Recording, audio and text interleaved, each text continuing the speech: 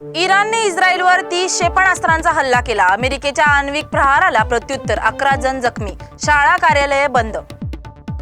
अमेरिकेच्या हल्ल्यानंतर इराणच्या समर्थनार्थ पहिला मुस्लिम देश सक्रिय, हुतींनी लाल समुद्रात लष्करी कारवाईची दिली चेतावणी। माळेगाव साखर कारखाना निवडणूक आज, अजित पवारांच्या प्रतिष्ठेची लढत, 85 वर्षीय चंद्रराव तावरे रिंगणात।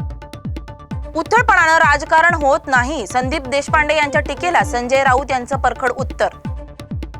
प्रवाशांनो लक्ष द्या, मुंबईच्या हार्बर, मध्य आणि पश्चिम मार्गांवर आज मेगा ब्लॉक, लोकल वेळापत्रक कोलमडणार।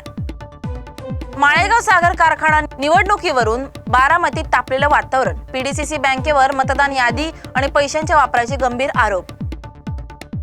मन्नत नूतनीकरणावरून शाहरुख खान अडचणीत, CRZ उल्लंघनाच्या तक्रारीनंतर BMCची पाहणी सुरू। शुभमन गिलचं कसोटीत कर्णधार म्हणून दमदार पदार्पण, काळे मोजे घालून मैदानात उतरल्यानं ICC नियमभंगाची चर्चा। पहिल्या टेस्टच्या दुसऱ्या सामन्यात बुमराचा त्रिपट्टा, पण ओली पोपचं शतक। इंग्लंड 3 बाद 209, भारतच्या 262 धावांनी मागे।